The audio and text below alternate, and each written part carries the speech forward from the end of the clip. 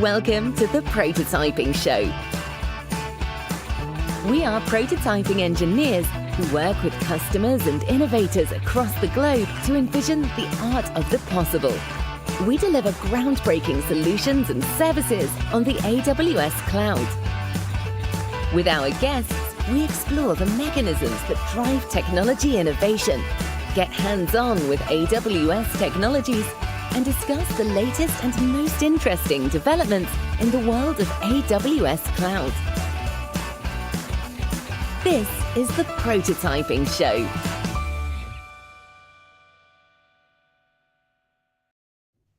And here we are again. Welcome, Charles. Hello, everybody. Welcome Hi, to Mark. Everyone. Episode 4 of the Prototyping Show. Today is the 27th of October, and I'm going to say 2022, not like last episode where I said 2012. So just a quick little admission up front for everybody. I am just recovering from being ill, so if I sound a bit raspy and maybe not my normal joyous, happy self, my apologies. Charles, great to see you again. Great. Impressive. Yeah, well, after last episode, following the security or security experts' advices, I grow a nice beard to follow Ashish style. So, yeah, maybe not need to put the face. But yes, Christmas is coming also, so my daughter will be delighted if I have a white beard by the time of end of December. So you give me a little bit of time to grow the beard and to grow my stomach also. So all good. So just a little bit more time, you will end up looking like Santa Claus. You'll have the full beard. You've already got a bit of gray there. Hey, look, I can talk. So, hey, Charles, what's been going on in your world since we last met? Well, a lot have been going on. We've delivered quite a few prototypes in ASEAN. Well, I think it's the first time actually you have me into our ASEAN Singapore prototyping headquarter. Actually, I think it's the first time for a very long time that I've the time to stay a few days and a few weeks actually in Singapore. So yeah, a lot of deliveries, a lot of super cool experiments that the team has led. Very interesting, exciting works, things coming. In the room I'm in, we are looking now at how applying computer vision to defect detection in some factories and some very big brands. So we have a lot of really cool things cooking to come for the next couple of months. How about you, Mark? Except the sickness. Well, look, other than being ill, it's a really busy time of year for us at AWS. As everybody probably knows, we're working up to our large annual customer event, and we're really delighted this year to be welcoming thousands and thousands of customers from all over the world to Las Vegas at reInvent 2022. If I'm not mistaken, it's the first time since the COVID challenges that we've all been through to have all of our customers together in the same place. So I'm getting ready for that. That is really exciting. I think we mentioned last time that there's this thing that quite often we'll start to see a few little new services and capabilities sort of dribble out of our service teams, and we have a great saying internally around our services kind of escaping. And actually, a really interesting one escaped today, Charles, which is serverless Neptune, which looks really awesome. I can't wait to get my hands on that. So, Neptune without the heavy lifting of having to manage that infrastructure. Very cool. Say for the one who are not aware, Neptune is our graph database. So having that serverless, easily manageable is, the use cases are going to be fantastic to experiment, Absolutely. to build a network of either on the industry level, on the fund side, side project, or many other things. That's going to be very interesting to see. I'm excited with that. Yeah. It's fantastic, and I think the big shift that we're seeing with a whole range of our services coming onto serverless and is really exciting for our customers, right? Not having to manage. Well, of course, on AWS you don't have to manage the underlying infrastructure, but not even having to manage any compute or actual services yourself, and just really worrying about that configuration, I think is really exciting. I don't even know how we got onto this topic, Charles, of serverless. Oh, you asked me what else I've been up to. It's been busy getting ready for reInvent. We're also launching a whole bunch of things out of the prototyping and the solutions engineering team. Yeah. So that's exciting as well. But I've actually managed to even get my hands on doing a little bit of coding. So if we remember back in episode 2, we had Adrian and Martin and Jeremy come and talk about PDK. So I've been using PDK. I've been using the identity capability inside PDK to talk to Cognito, and I even managed to build some CDK that wrapped that to create a new OIDC connector. So yeah, as much as people hate me doing it, I even did get my hands on some code. That's very cool. The last side project I worked on was actually to start looking at how Amplify now connects with Flutter for the web the web versions, which was something missing for a very long time, and got, I think, in the third quarter this year, got released, and that's super cool because it allows to use the power of Flutter, which is a great framework actually when you want to build a fast UI, and then after you have all the power of AWS in terms of services and so on. So very cool. I haven't put enough time on the CDK though, so you would probably not you will look down on me for that, not being a purist. Well, you know, we do try to keep you away from any infrastructure, right? I mean, that just seems that just does seem dangerous.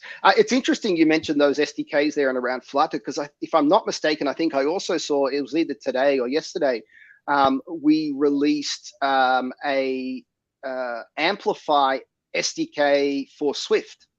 Okay, very cool. Which so is for the also really iOS cool. lovers. Yeah, for those out there developing on using Swift for iOS development, you know, go out there and have a play with Amplify. So lots of really exciting stuff going on. It seems across like the world and in the land of cloud, Charles. What have we got in store for today? So today we have for the first time, I think, we have a direct result or direct sharing sessions about an engagement that has been led by one of our colleague Wookjae from Korea. It's going to be super cool. I'm very excited. We talk a lot about digital twin or metaverse, on how we are converting the real world into digital counterparts. And well, we have a project that show how to do it. So it's going to be exciting. I don't know if you've been following the metaverse news for the good, the bad, and the ugly, but independently of the it's a bit of all of it, right? Yes, especially it's a bit of all, good, bad, and ugly. Yeah, the ugly stuff is really ugly. I was looking at, I won't mention names, but I was looking at some outcomes from, let's say, metaverse that have been made available, and how some of the 3D characters are looking. And yeah, you know, not the best. I think it's got a long way to go. So I'm really interested to see what Wookjae is going to talk us through today. And Charles, you know, always we try and acknowledge people that have joined us from around the world. And I think we have our first Canadian join us. So welcome, Topin SN. Welcome. Thanks for joining us from Toronto. We've got Canada, we've got the Philippines, we've got Gianluca from Italy. Buongiorno. So great audience from around the world. I encourage everybody, if you've got questions through today's conversation, feel free to post them. We'll try and address them in real time. So, you know, Charles, look, given my throat, I'm going to let you do the heavy lifting today. Sure. Shall we bring on Wookjae so I can be quiet? Sounds good, but yeah, you're playing it safe here, because it's either your Rocky voice or my French accent. So sorry, everyone watching, it's gonna be my French accent today. Well, I'd like to see some votes. Those of you who love the French accent on Charles, you know, send an exclamation mark in your comments, and those who prefer to hear my squeaky raspy voice, maybe send a star in the comments, and I'll do a count and let everybody know how we're going. But let me hand over to you, Charles, and we'll bring in Wookjae. Hello, I'm Wookjae. Hi, Wookjae. Good to see you. Good to see you again. So, how are you? I'm really good. Very, So very cool. So I've seen on the comments, we have people, I don't know if you heard, Mark was saying we have people from all around the world. We even have some of your colleagues, I mean, some of our colleagues actually, but from your team, we have Simon from the prototyping team, from the Korean prototyping team, and we have a lot of other people. So they're very, very cool. No pressure for you, but we are all very excited to learn about what you have done. Obviously, the difficulties you have encountered, the solution you have proposed, and basically we hope to have a demo hopefully. yeah. So I will bring cool stuff. My first actually it was my first engagement, so it is unforgettable for me to do it. I'm You've been very for how long? Sorry, Wookjae, I'm sorry for interrupting. You've been with Amazon for how long, and when was that first experience? it's been 8 months. So yeah, I'm a fresh prototyping engineer, less than a year. Yeah, Wow. so Very cool. That was a challenging subject then for first prototype. So tell us about it. Sorry, I'm gonna do like Mark. I'm gonna keep it quiet and let you introduce a little bit the subject and discuss with you. Obviously, ask questions. But again, for people watching us, if you have any question, hit the comment bar. We are here to answer your question. I mean, not me actually. I have the easy part also. Wookjae will have to answer those questions. okay, I will do it. Go for it. So I think you have a few slides also that you wanted to share. Here we go. Yeah, We are all ears to you.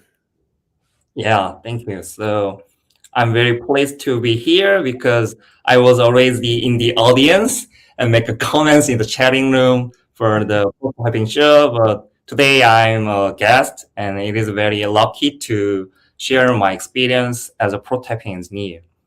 You're So a very special guest. We're very happy. yeah, so here I bring my first engagement on the metaverse and digital twins. So and next, so the business goal is like this. So in the before, when people want to manage it, their properties like buildings, they have to do it manually. So they went there, they have to go there and see and it is okay or not. But in these days, many people has their own drones, and drones can capture the image from the above the head of the buildings. So they can create digital records of the properties and storing those drone images to the cloud. So in this way, we can capture the real world properties into the digital world. It is a first thing. And the second thing is we can build digital twins. That's the subject of today, of facilities for accessing the condition of them. So in reality, it is very hard for us to inspect, but in digital twins, it is very easy. We can see the clearly look into zoom in and zoom out, so we can see that well. So it is very easy for us to manipulate and see the digital twins. So in this way, people can enhance the efficiency and optimizing the cost of the property management. So here the business goal of I remember, to give a context, I remember during my uni years, well, I was building digital representations or digital building and so on, and we're using at that time 3D Studio Max, which was the reference, and it was more than 15 years ago. And it was taking so much time to look at building something that was at least a little bit representative or looking similar, not even twins, but looking relatively similar, was taking a huge amount of hours. So being able to use technology such as drones who can really fly around, that must be super cool to and accelerate and simplify the creation of those twins, I guess. So I think the technology advanced from the 15 years. So I think the today's technology is more better than the before when you're doing some struggling. But I think when you see in the mind-blowing demo, you can see, oh, technology is good and prototyping has the power to see the business impact. Yeah, that's true. And the rendering part, by the way, is also something very important, because again, if you're using cloud resources, then you can really scale up in order to really speed up your rendering, which was also an issue long ago. So that's cool. Yeah. So that is also the power of cloud service. So yeah, we are Very AWS. cool. We feel. And so here's very specific, obviously, to your customer industry, which was a property management, and you can create all kind of traceability on the progress of constructions, but also on the maintenance of the construction for much lower cost, which is very important. But you obviously can be applied to anything, because the same system, you have a drone here, but you could, I imagine, you could replace it by a mobile phone and film your interior, for example, versus the building exterior and things like that, right? Yeah. That's so. As you say before, so when you want to decorate your room, instead of just moving furniture here to there, you can easily capture using mobile phone, and you can easily manipulate it is better is or not. So that kind of things are the power of digital twins we can use. So yeah, I think it can be expanded to anything in the real world creature to the digital twins. That's really exciting. So if we go back to your use case, so what were the complexity? What was the setup when you started? Did you leverage libraries, open source libraries? Did you create? How do you usually? What is the process, pretty much? Oh, sorry. Before that, we have a. So I'm sorry, Wookje, to cut you. There is a question first, which is important to answer. Is what is a digital twin? So twin means the kind of clone, the same thing. So I think the digital twin is the twin of digital version. So one part is the physical one, and the other part is digital one. So when we clone the physical things into digital one, we call it digital twins, like the twins in our world. So yeah. So we have a lot of in AWS. We have a digital suite that is usually very applied to manufacturing. And why it's great, because you can create. You may have a very, very huge physical factory, and it's very difficult to figure out where things are happening. And because if you create that representation, you can easily zoom in, zoom out, and have, again, because of sensors, because of camera, you can again really have this realistic understanding of what is happening. So when you combine that with sensors, you can see, I don't know if there is some heat going on somewhere and you need to start an emergency. I don't know why I have the dark example coming straight into my mind, but there is also about how you can optimize your chain of production and other things. So very, very important. And yes, we have the suite called IoT Twin Maker as a part of that helps to connect the digital to the physical. Yeah. Sorry for interrupting. I think it was important to just clarify what are we talking about first. So please explain to us then the difficulties and the approach that you've taken for solving this problem. Okay, so next slide will be show the more in detail. So I'd like to explain the overview outline of the solution. So at first, the drones taking pictures around the buildings. It depends on the size of the buildings and the size of city. The frequency of the capturing the picture is depends on the size. But annually, in our case, we took around 100 pictures for the facilities.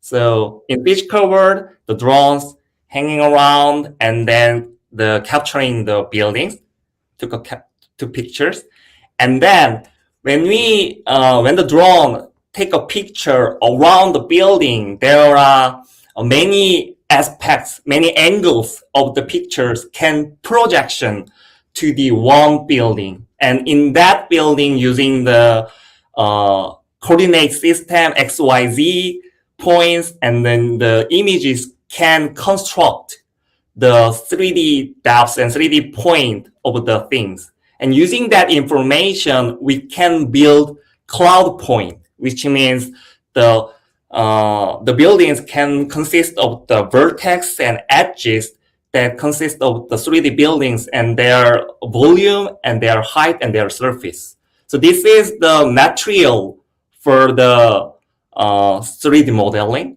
And finally, we can use renderer from the cloud point to the 3D model. So before it was just tiny, the vertex and edges, it's just kind of things, but we can rendering is more natural and realistic one using that cloud point. So that's what the renderers do for that thing. And the renderer, I'm guessing the renderer will take the picture, even the colors from the initial picture and try to relocate it within the 3D representation, so it match also the colors, right? It give this realistic aspect.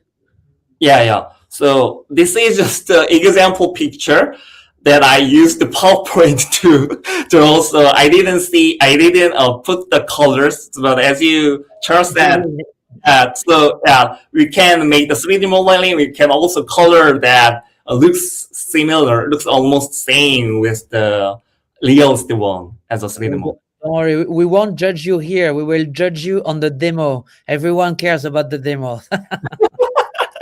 Hey, okay. Jay, I've got a question for you just before we move on. So I just want to see if I can understand this. So you got this drone flying around a building. It's shooting out some form of light, measuring the light that's coming back, and each, let's say, point of light is represented as a dot in this point cloud, and that gives you like a representation of the surface of what's being imaged. Is that correct? So I think your question is on the cloud point. So when the drones take a picture shot and it has its angles, and so using it has many angles, and when the images are projected to the one point on the center of the buildings, then we can calculate that the buildings has kind of the architecture and their 3D things. So then we can build the point, the vertex things from the from the reality one, and that is the things from the taking shot pictures to the cloud point. Is it LiDAR they use? I don't know. It's not LiDAR. It's just the camera. Oh, it's just a normal picture. Yeah, normal picture. Okay. I thought it was. That's why it becomes even more accessible, because with just a regular picture, a set of regular picture, doing the segmentation to detect the edges and reconstruct based on the location, that's why it's even more powerful, because obviously you don't need to have all the sensors, the light sensors to calculate the distance and so on. So that's really that's really the difficult part that we tried to solve through this. Yeah. So as Charles said, it is more accessible because a LiDAR sensor is more expensive than just a camera. So many people who don't have the LiDAR sensors, they can make the digital creation from it, but using just a camera. So because the camera is cheap and many drones already has the add-on for the camera, so it is very accessible and it can be more general to use. So every customer can use it. Yeah, that's awesome. But that's a very important point. It means also that pretty much everyone listening this chat, once you're going to share more about the architecture and so on, but pretty much everyone, if you have a drone, you can start playing with that. There is some work to do. I'm not saying it's going to take a few hours, but but it's accessible. You don't need to spend a fortune. Yeah. Very So cool. Let's dive into the technical element. yeah. So let's see the next slide for the So I prepared it for the little bit deep dive for the explanation. So when you see the first upper left one, there's a drone. And as I said before, drone take the pictures using camera, and then a human or drones transfer the image to the S3 bucket in the cloud. And then when the images are collected, we can triggering them to run the container service as a serverless Fargate. It is very cool things to do whatever you want, and then drone images converted into compressed one, because it is okay to use the original image, but it is better to store the less sized one, and for the cost optimization, we impressed and make a thumbnail images from the original one to see the better user interface for the users. And I'm guessing again you can play with the ratio of compression actually to depending on the time you have to generate and the level of details you need. Yes, and also in the thumbnail part, we just crop the original images into rectangular. It's the square size for better look in the interface, and then in the compression, we just use the PyTorch library, and it is a very easy things. Everyone can easily accessible that library to compress the images, so you can do the things. So using PyTorch, what did you build? Sorry, I missed that. Did you build what kind of model? Library in the PyTorch, they are just one line of code can compress the images. Okay, very efficient. Okay. Yeah. And then the next one is the drone image mapper. So it convert the drone image, 2D drone images into the point cloud. So this is one of the important part for this solution. And then the drone mappers there are many open sources for using the drone mappers. So famous one is the Open Drone Map. That is very famous one, and you can easily use it. Also, there's a commercialized solution, kind of Pix4D or hashes like of that, but you can easily build using the open source.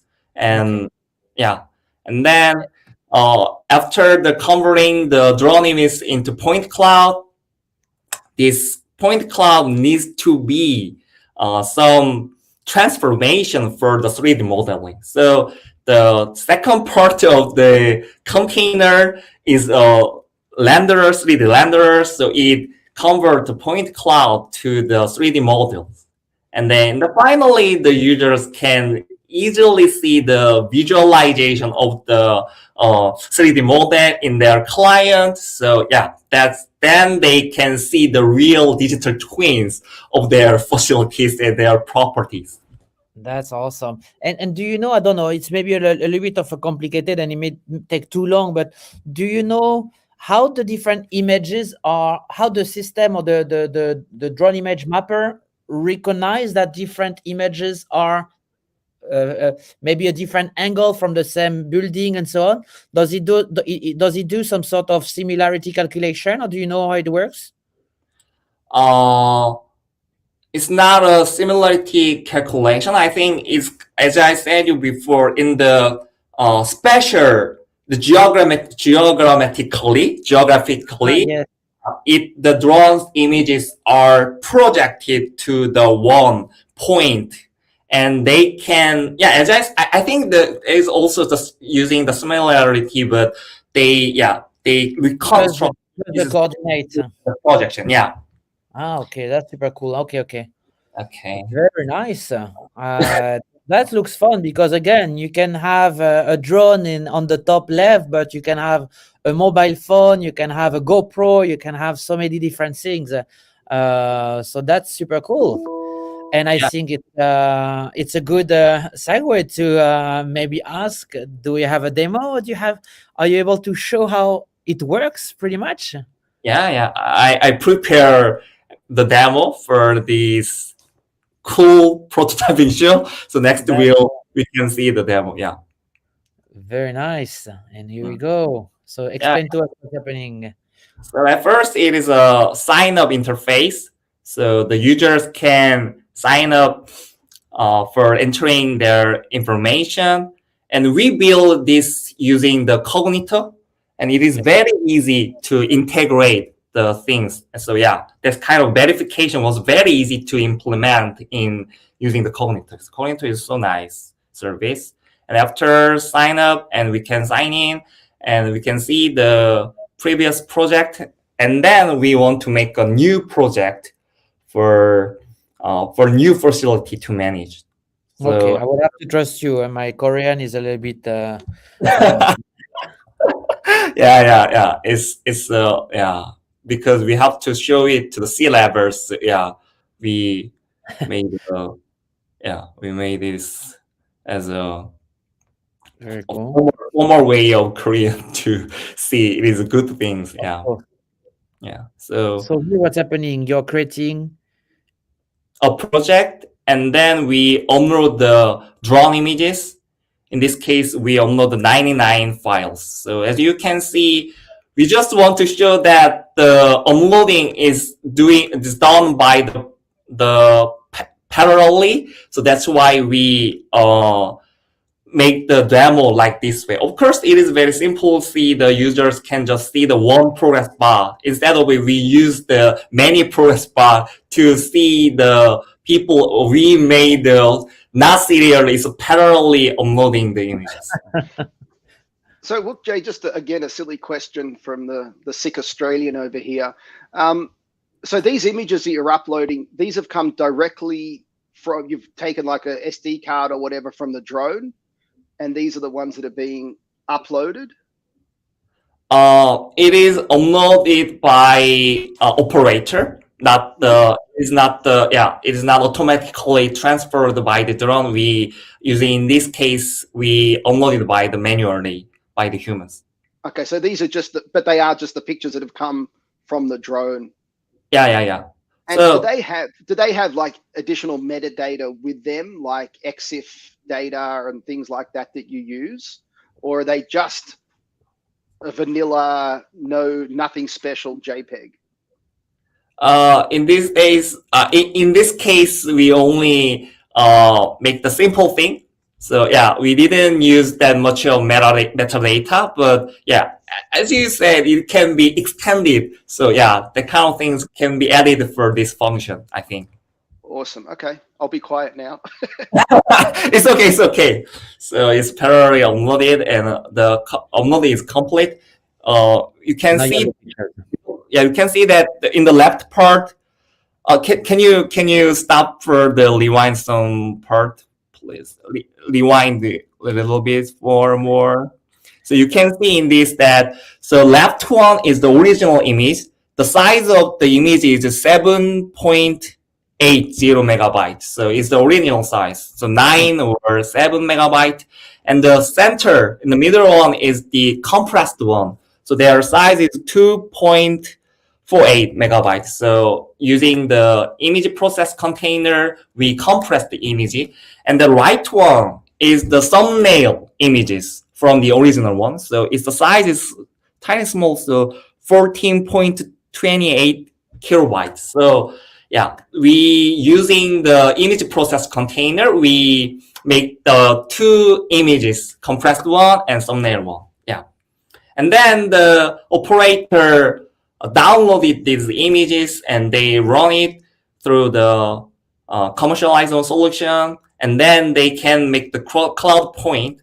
And then after the cloud point, when we uploaded this to this system web platform, then we can see the 3D model. This is a Tada point. Tada. Yeah. For the 3D modeling. So you can easily see that the 2D images in the drones are build it into the 3D models, and we can see that this road has some problem, we should fix it, that kind of things are done. So as you Charles said in the beginning, it is only the case for the simple case for the managing the road for the government, but we can extend these things for wearable things. For example, so when you want to create your room, interior things, and you can change it, and it is easily be done. So that I think that's the power of digital twins. And as a prototyper, we make these things, and then we show the possibility and also possible to see to the customers C-levels, and they understood, oh, this can be has the business impact for their customers. Yeah. I don't know for your for the executive who's looking at the demonstration, but when you are generating, I had a smile like a kid in my face, because even to have that result, the generation is really, really fast also, which is very impressive. And that's probably why you did the compression. But to see that result in such a small amount of time, the generation is it's a wow. Yeah. So at that Rebel meeting, all the C-levels are clapped. To see that, oh wow, it's so cool. So I was very impressed. I'm flattened. So I at that time, I'm proud of being a prototype engineer. This is what I want to do, and I love my job at that moment. So yeah. That's awesome. Yeah, everyone is happy after those demonstrations. When you have the customer happy because it's excited of everything they can build on top of the prototype. You are excited because you show you see the direct impact. That's pretty amazing. Yeah. I'm blown away. That is so cool, Wook-Jae. I'm amazed.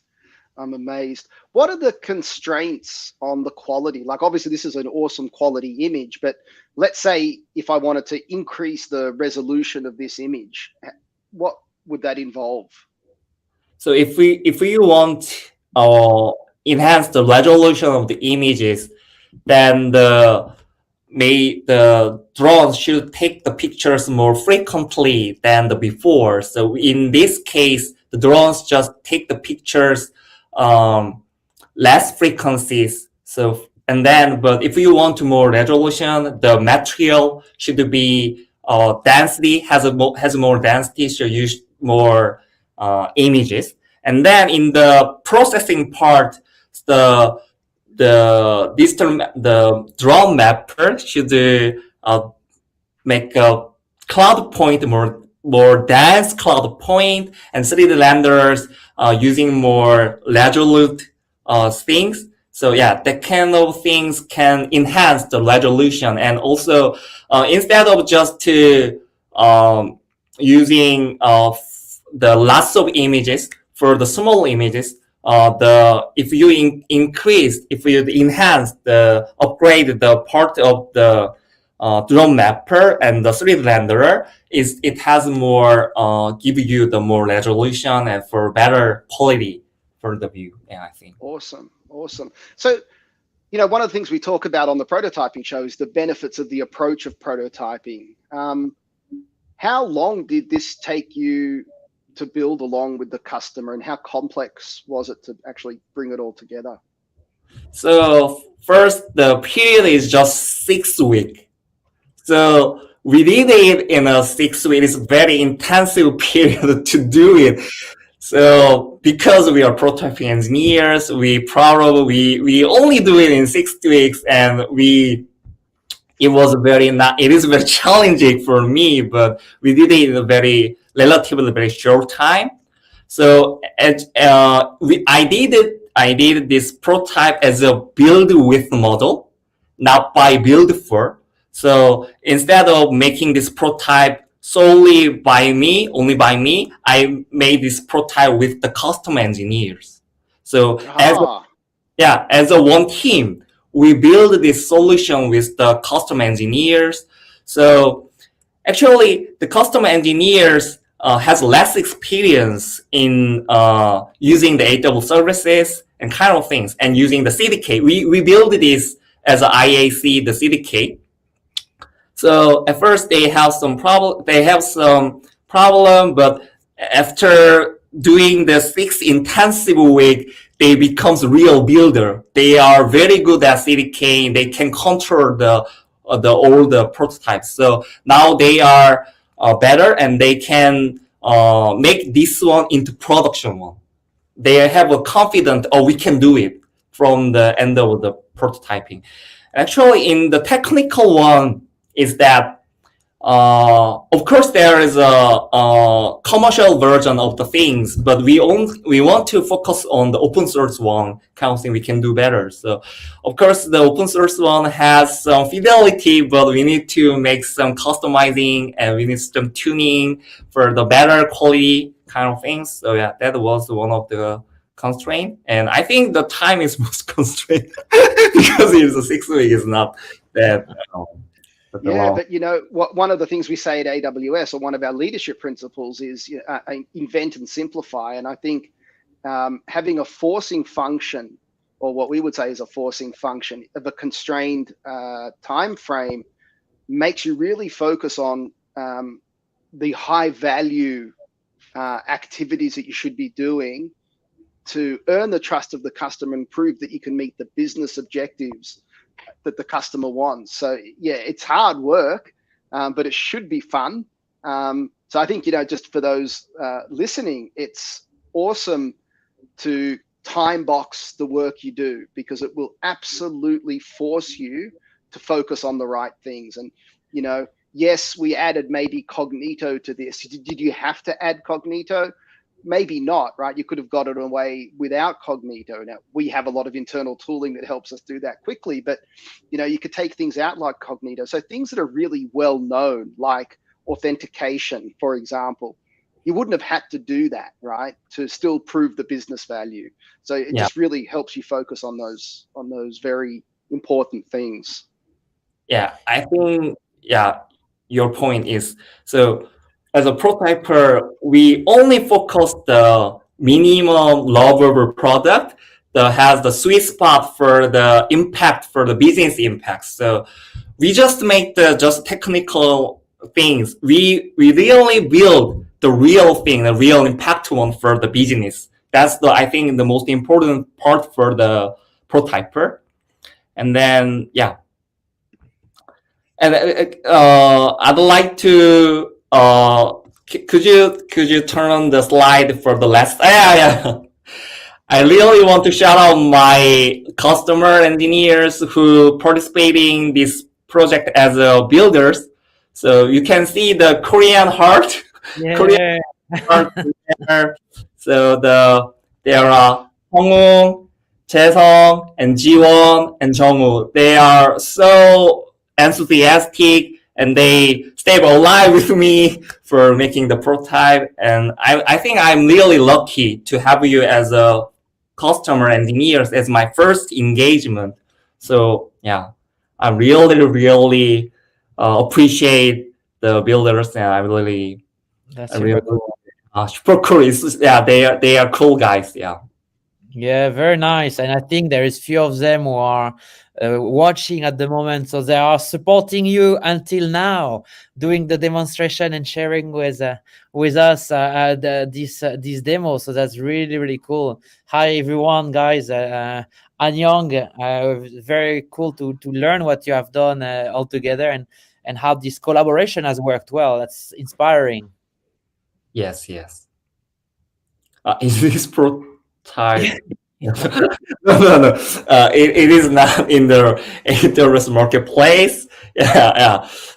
Thank you for the this prototype's value as the things in the prototyping. So awesome.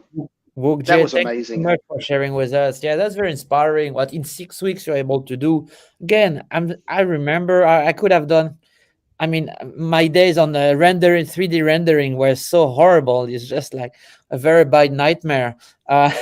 So just seeing what we are able to do now, and how to leverage different components and really optimize, and even beyond the experimentation that you have led, what else can be done is really truly inspiring. Yeah.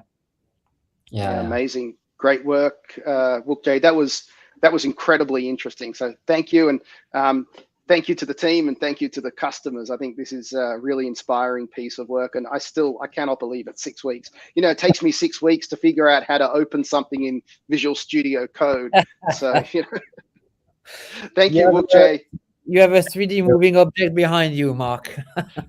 Yes, my dog has come to visit. The joys of working from home. So everybody, this is Oxford. Oxford is a 4-year-old Bernese mountain dog. Very cool. Fantastic, Wookjae. Thank you. Thank you so much. And we stole the Korean heart from you guys in ASEAN. We have that's our logo now. It's a part of our logo. So thank you. Thanks, Wookjae. See you. Bye-bye. Wow, super cool. When we were doing the demo, I was with a big smile. I was, wow, that's super cool. That's very, very, very exciting. Huh? It is. It's amazing because the teams that we work with, Charles, they just get their hands on such really interesting, meaningful problems for customers around the world, and they solve it in such a compressed amount of time, and they're so dedicated and passionate and capable. And the thing that really got me was this comment here. He gave us tools, not just the result. And I think that's one of the things that came through in the way, what Wookjae called the build with model, is where we actually work with our customers hand in hand. And we try to leave behind as much knowledge and tools and capability as we can. Yeah, no, absolutely. That's what do they say? I don't know how you translate it in English, but give a man a fish versus give him teach him how to fish or something like that, right? Yeah. So what is it? Buy a man a fish, he has a meal. Teach a man to fish, he can eat for his whole life. Oh yeah, here we go. Yeah, I was very far from it. Good that only get some snippet of it. All right, what's next, Charles? That was awesome. Well, I think it's our it's getting harder and harder, by the way. It's our code commit comment challenge. And I'm saying it's getting harder because now all the commits I'm seeing are all getting on the little bit on the, pardon my French, with a little bit of the bad words. So we took one here, which had one was maybe the less virulent than I saw. So render model param instead of long parameter list. I thought it was quite funny because, yeah, when you're trying to turn the bad into something less bad, but you still have an inch of frustration. Yeah, well, and we see this all the time, right? When you look at code, and you can see that, let's say, a method in a class or a function that's being called, you can see that the options or the parameters that need to be passed have just been added and added and added and added over time, right? So over time, you end up with a function that's accepting, 15 parameters. So, that would be, I think, a good indication that maybe you want to sit back and refactor that piece of code. So it's not good practice in itself, right? And when we came across this one, it was really interesting because I was thinking about the AWS APIs, for example, and our SDKs. And we always, and I'll talk about the JavaScript or the Node.js flavor here, we generally pass in an object, right? And that allows that object to be extended over time really easily with a consistent interface. So we can introduce new capability without extending the signature of the function. Yeah, no, I agree. So it is. I think so many people can relate to that. So that makes it even more powerful. Sure. But yeah, no, it sure does. Either we're gonna get on the very vulgar ones, or we're gonna need to find a way to have some crawlers looking even more for us on the hidden gems. For hidden gems. Well, I encourage everybody out there, and there's a good number of people watching today, so thanks everybody. If you do have funny code commits that you've seen, in the many PRs or CRs that you get to see over time, email it through to us at the prototyping show at amazon.com. We'd love to see it. Yeah, we're looking for these ourselves, but nothing better than maybe getting your own code commit mentioned up here. It'd be great to see that as well. So feel free to email us, right? And Mark, you are saying if you have seen, but I even want to know if you have written. if people also have, you know what? I was such in a depressed mood. I just, throw it away. Even that would be interesting to have the context around the commit. It's really quite funny also. Absolutely. I really like this session because whilst they're funny, I think they tell a story, right? I think they tell a story of how people think about writing code and how code reviews actually happen, right? And they're such an important part of running, of building high quality software code reviews. And the quality of commits, is important, the commit messages. So to see these come through is great. And again, I encourage everybody to send them through. Now, Charles, there is my favorite part of the show. Well, actually, I love doing this show. So the whole show is my favorite part. But we're going to talk about failures. What are we going to talk about this week? I think we're going to talk about, we spoke a lot about our own personal failure. So we're trying to diversify with, so not to give the impression we only have done failures. So today we're going to talk about BlackBerry, right? Yeah. So, this was my dream device when I first got into the industry. Not only it was my dream device, it was my be all and end all. It ruled my life, and I absolutely loved this device, and I still think it was way ahead of its time.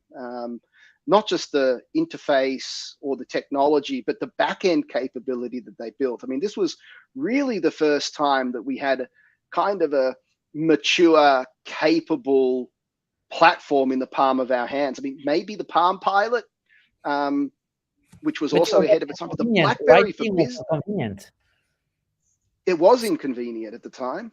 Exactly. So BlackBerry was really combining the backend, the hardware and the user experience, which Palm was not, because you were only putting with the stick. So it was really painful to write the message. I had one. I still have one. I still have it actually at my place. Obviously, don't use it. You need to bring it out and show everybody, because that'll just indicate how old you are. Oh, I have better. I have I have the old flop. So I'm very old. Well, we've had a comment here that the tungsten. How do you see that failed? Well, first of all, here just a comment here around the tungsten PDA. I heard about it, but I never really played with it. So how did this fail? Well, first, I'll just quickly tell you a story about how I got onto the BlackBerry, right? So back in the day, I used to be a Palm Pilot user, and I loved my Palm Pilot. I went to bed one night, I put the Palm Pilot on the floor next to the bed, and in the morning, my wife got up and she came to kiss me goodbye because she went to work earlier than me. She stepped on my Palm Pilot. And it was a brand new one. I'd only had it for a few days, and she destroyed my Palm Pilot. So I moved to the BlackBerry. Now, how did the BlackBerry fail? Well, I don't think the BlackBerry failed. It certainly wasn't a technology issue with the BlackBerry in terms of it working. But I think the internet revolution came along so fast. And then we had this proliferation of touch devices and new technologies. We had resistive touch screens and we had capacitive touch screens, etc. And I just think that the pace at which BlackBerry could evolve was not necessarily fast enough and couldn't meet the demands of the customers as there was competition entering the market. So I think it's an interesting failure in terms of keeping your eye, not being obsessed about your competitors, but keeping your eye on inflection points in technology. So that whole resistive screens, capacitive screens, mobile processors, I think they kind of missed that inflection point and then couldn't catch up fast enough. I think, I mean, from what I recall, it was a little bit similar to the Nokia story, actually, or when they're technologically speaking, they're really in advance. But when you compare that with the trend of what people were looking for, we were on a trend at that time, once upon a time, where we were trying to go smaller and smaller and smaller in terms of size of device. So it was very small yet very convenient.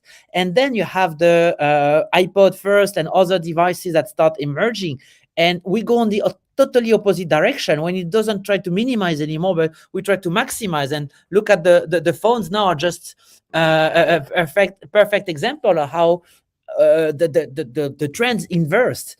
So for me, that believed, maybe they didn't believe in the trend, and maybe they believed that the technology was so superior than they would still keep an edge, or it was convenient, and so you can still put on the. But yeah, it's mind blowing, because I really did enjoy it very, very much, and I could write very fast with those things. Absolutely. But I also wonder if maybe, if you look at what was going on in the industry then, there may have been a view that things like, the iPhone, and yes, they're getting bigger, maybe if you were a fly on the wall in the boardrooms of BlackBerry, maybe they were saying it's only a consumer device. Businesses won't use it. True. It's only a consumer device, and we've got an enterprise backend, an enterprise email. And I think, again, what was missed was their own messaging system also, by the way, which was the WhatsApp correct. before WhatsApp. Yeah, it was amazing. But I think what they missed was the feature richness, the new cool thing, you could touch your screen. So maybe they just missed that. And then, of course, general competitive pressure, I think was another interesting thing. And it would have been great to see BlackBerry sort of grow and mature and create more and more devices as well. But hey, we didn't, and here we are. So look, I just thought that was an interesting one to discuss. Cool.